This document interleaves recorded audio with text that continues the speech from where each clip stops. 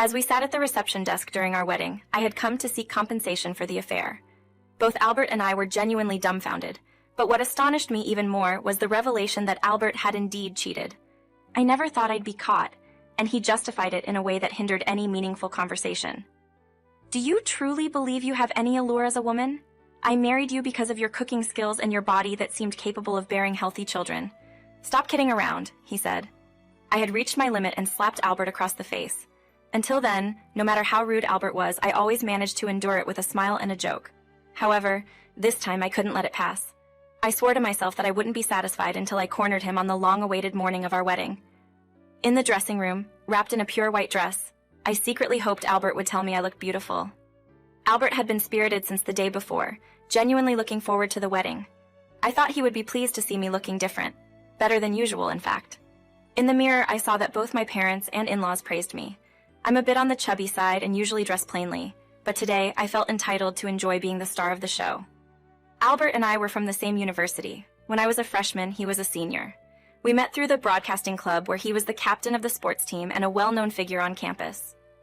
Our relationship developed smoothly, and we submitted our marriage registration before the wedding. We had been living together for the past 4 months, which made the wedding preparations more efficient. The venue, a casual restaurant without much formality, was about a 15-minute train ride from our house. So beautiful and stylish interior made it a popular choice for private parties. Albert entered the dressing room, and I suppressed my excitement to ask, "Does the dress suit me?" Immediately, Albert broke into a wide smile and stroked my head, saying, "You've still got a round belly, haven't you? I hope you'll give birth to a healthy baby." I was utterly dumbfounded, and even our parents frowned. "At least don't say that today," I pleaded. "Why? It's the truth. I even went on a diet to fit into this dress for the wedding, you know," I said with a forced smile, patting my belly. In such moments, I felt bad inside, but I always tried to brush it off with a joke. One of Albert's shortcomings was that, once he got too carried away, he couldn't stop himself. He teased, "Hey, your belly looks like a balloon. The bride is supposed to be the most beautiful woman on her wedding day.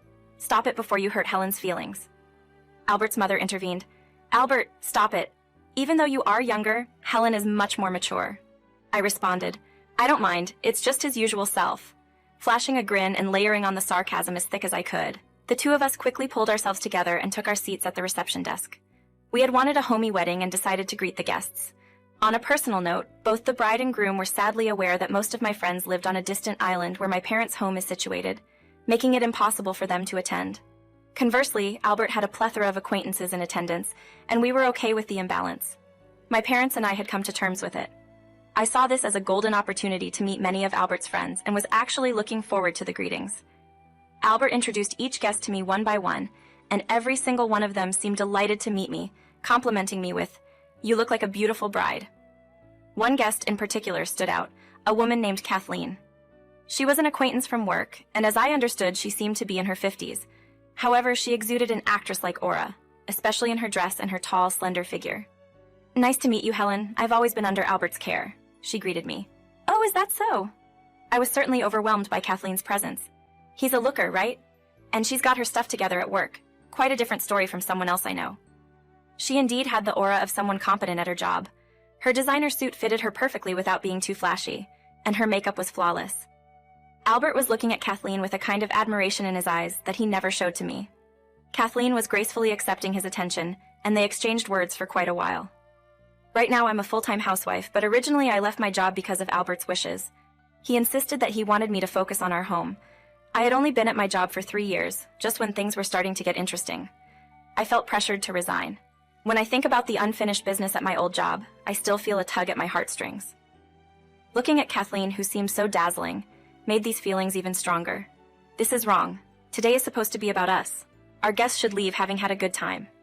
I swallowed the anger rising inside me due to Albert's insensitive remark and kept up with the greetings. Then a middle-aged man in a suit appeared. He had this impressive demeanor, almost like a distinguished actor. "Who's that gentleman over there?" I looked at Albert, but he seemed to be as clueless as I was. Maybe he wandered in by mistake. It's supposed to be a private event. Just as I was wondering how to handle this situation, the man spoke up. "I'm here to discuss the compensation for an affair. Excuse me." Albert and I were literally stunned. "I'm in this line of work." The man handed out his business card with a professional demeanor, bearing the name of a well-known company and an impressive job title. He was dressed in an expensive suit and carried himself with calm and composure. He didn't seem like he was making things up. "Are you John? Could you please break it off with my wife?" "Wait a minute. Albert and I are getting married today." I tried to calm the man down, but then I noticed Albert trembling beside me. "What are you talking about?" Albert managed to squeeze out those words, though his voice was clearly strained. "My wife should be here somewhere. Don't play dumb, it won't get you anywhere." Wait, Kathleen and I aren't like that." "Well, you've just admitted it yourself, haven't you? So you're having an affair with my wife, Kathleen." I couldn't hide my shock. "Kathleen? You mean the woman we just greeted?" "I believe so." "What did he say about Kathleen?" "I heard it was work-related." "Actually, Kathleen doesn't work." The man sighed deeply. "Let's change the place. Can we use the green room?" I asked my parents to handle the reception and went ahead to the green room. The man, who introduced himself as Jack, sat down on the sofa in the green room and started talking. "It's a blatant lie that Kathleen has anything work-related to do with Albert. I found out through her phone records that she met Albert on a dating site." My in-laws, who were already in the green room, exclaimed in surprise, "We didn't know anything about this. Don't make strange accusations. We could sue you for defamation." But Jack remained calm. "It seems that Kathleen has been having an affair with Albert for 3 years. This time I couldn't help raising my voice. 3 years ago? But we've been dating since our college days. Isn't this some kind of mistake?" Jack calmly replied, "The phone records show it clearly. Actually, I've been very busy with work for the last few years, with lots of business trips and overtime. It seems that Kathleen had the affair when I wasn't looking." Saying this, Jack took an envelope out of his bag. Inside were printed screenshots of Kathleen's smartphone and a couple of photos of her with Albert. "This is definitely Albert in these photos, isn't it?" My parents gathered around and we all checked the photos. "I've been away from home a lot. I can't say I was blameless, but does that justify an affair?" My parents muttered in unison, "No, it doesn't." More than anything, Jack's demeanor was incredibly convincing. From a certain point, Kathleen started wearing a new wristwatch. It was a very nice design, so I looked it up and found out it was part of a pair. I wondered who had the other one, and that's when my investigation began. Jack had been investigating Kathleen's actions during his breaks at work and discovered that she frequently visited a certain station. It turned out to be the station closest to Albert's company. They were frequently meeting up after Albert finished work. Jack then took out several photos from the envelope that appeared to be taken secretly. They clearly showed Albert and Kathleen getting cozy in a bustling district. "You find it fun stalking like this? Don't take your frustrations out on me just because you can't keep your wife happy." Albert's words were bold, but his voice was clearly trembling. "How could that be? The evidence is all here. Why don't you just admit it and tell the truth?" Suddenly, Albert raised his voice and started kicking the chairs in the green room. "Damn it, I thought I'd never get caught." "Albert, is what this man is saying true?" Without looking at us, Albert answered while fiddling with his smartphone. "There's just one thing that's different. I really do love Kathleen." My in-laws whispered to each other in a confused tone. "Today I invited her because Kathleen said she wanted to see Helen." At that moment, there was a knock on the green room door, and Kathleen came in from the guest room. Apparently, John had called her with his smartphone. "John, you really do love me, don't you?" "Of course, my feelings are all for you, Kathleen." Kathleen and John hugged each other without any hesitation. This time, I couldn't just laugh it off as a joke.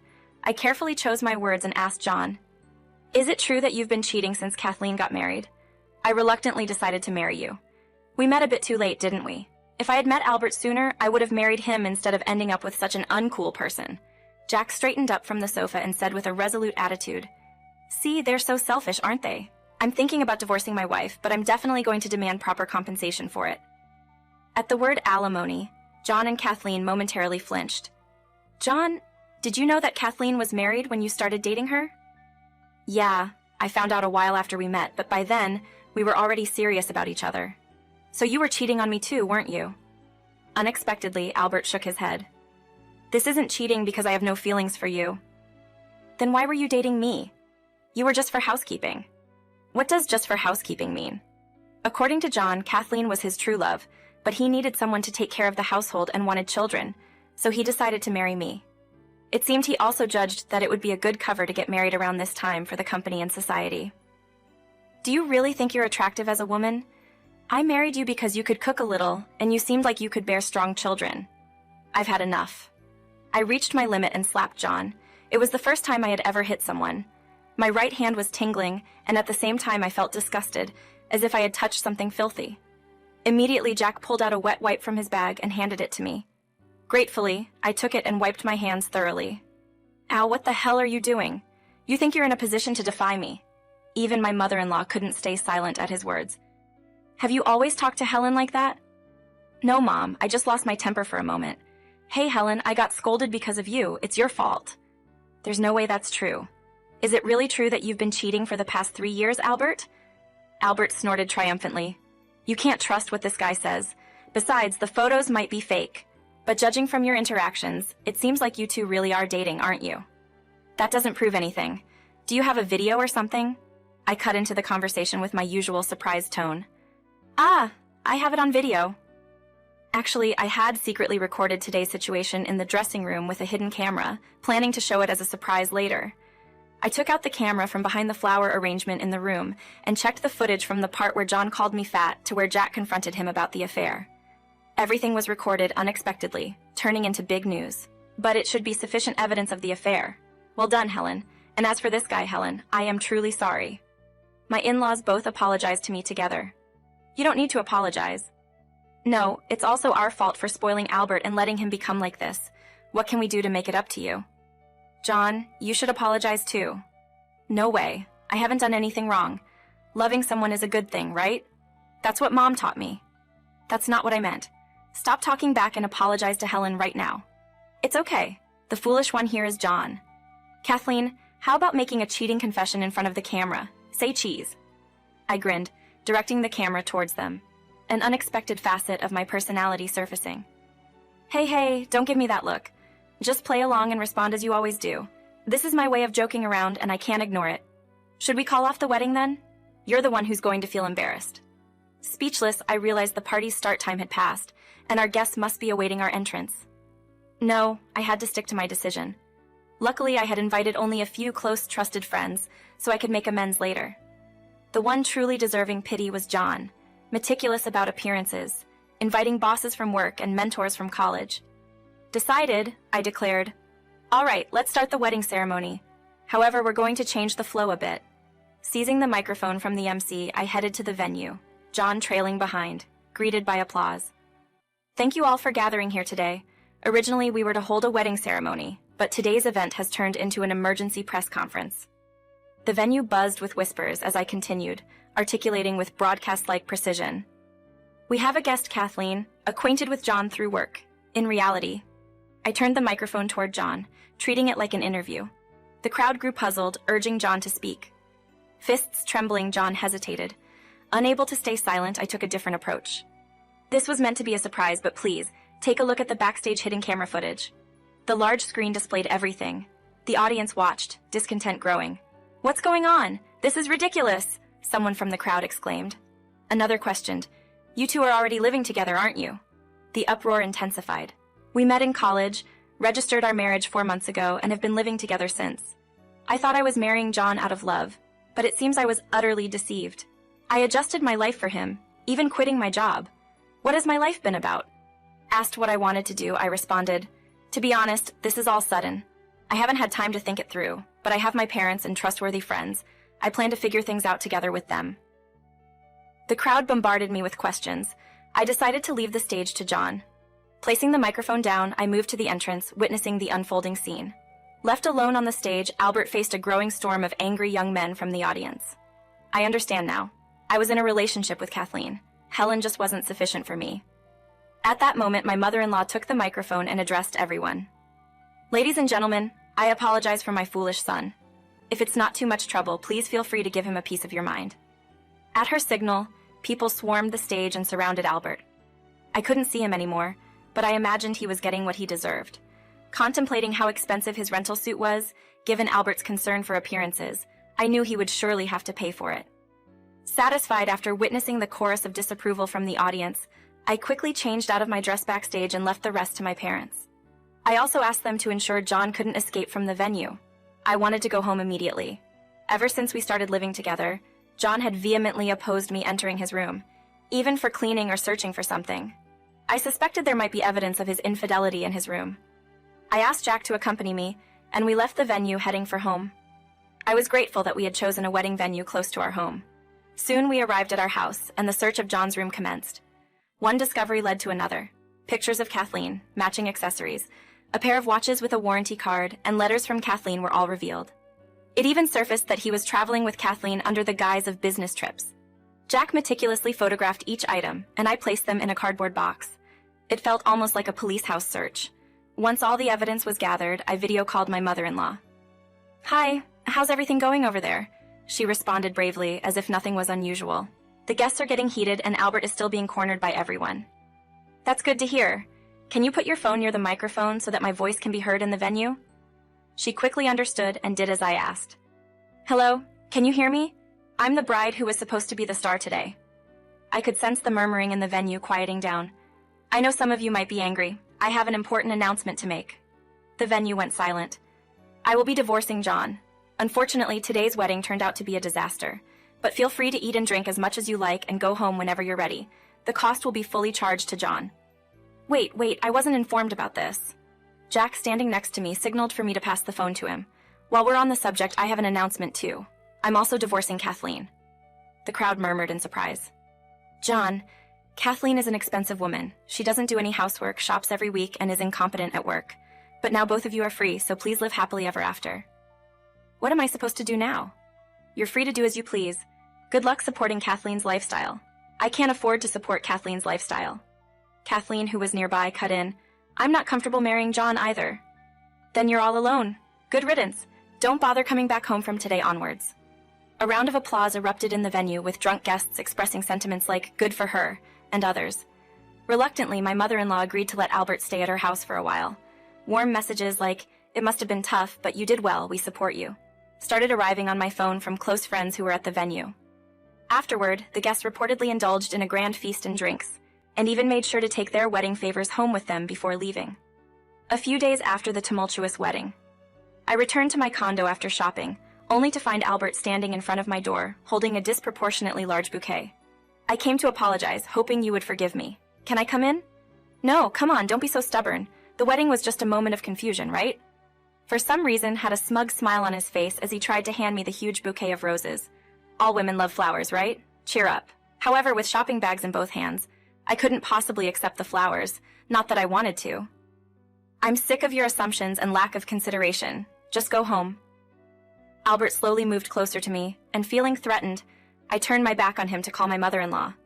The back and forth with Albert continued, and when he tried to force his way into the house with a spare key, my mother-in-law arrived just in time. "What the hell are you doing?" A shout from my usually refined mother-in-law, which I had never heard before, echoed throughout the area. "Mom, why are you here? I came here thinking of making amends with Helen." "Don't talk nonsense and just disappear. Do not show your face in front of us ever again." With that, my mother-in-law snatched Albert's bouquet and hit him square in the face with it. Albert's face was covered in small cuts from the rose thorns, and torn petals and leaves were scattered all over his body, making for a truly pitiful sight. "If you make any stranger moves, I'm calling the police, and don't even think about coming back to her house." He seemed genuinely scared by her words, and Albert left with his tail between his legs. "I'm really sorry about this. Actually, I declared yesterday that I was severing parental ties with him." My mother-in-law efficiently cleaned up the remains of the bouquet scattered on the floor, apologizing to me over and over again. "You don't have to apologize. Please come in and have some tea." "No, I'm going to excuse myself now. If he comes near you again, don't hesitate to contact me. I will protect you no matter what." I was on the verge of tears from her words. I had an ally on my side, and I decided to rely on her in times of trouble. With that, we said our goodbyes. Later on, I managed to finalize the divorce, and I was relieved. Jack and I each demanded $41,000 in damages from John. I didn't forget to claim the full $31,000 for the wedding expenses, including the gifts for the guests. The guests seemed to have enjoyed themselves quite a bit, and I couldn't help but laugh when I saw the hefty bill. Albert, unable to cover the costs with his salary alone, had moved to a cheap small one-room apartment and was working tirelessly day and night. His boss had attended the wedding, resulting in him losing face at work, but he couldn't afford to quit his job because he needed to make ends meet. Now it seems like he's living every day in a very uncomfortable and awkward position. I heard from my mother-in-law that right after that incident, Kathleen broke up with him. Apparently, Kathleen had met another man through an online dating site and decided to date him instead. I can hardly imagine that things will go well for them, especially since Kathleen also has to pay us damages. I moved to a smaller but nicer apartment. Moving was a hassle, but I decided it was risky to let Albert know where I lived. The evidence of Albert's affair is packed in a large cardboard box sitting in a corner of my new home. So far, the alimony has been paid on time, but I haven't touched the money at all. Thanks to that, my savings have increased significantly. In the midst of all the commotion, a strange kind of fortune befell me. I lost about 30 pounds due to the stress of the divorce. Every time I looked in the mirror, I felt like I had been reborn. I went back to work, and through business contacts, I was able to meet a wonderful man. We are still dating, and every day is fulfilling. I have a good feeling that things will work out with my new partner this time.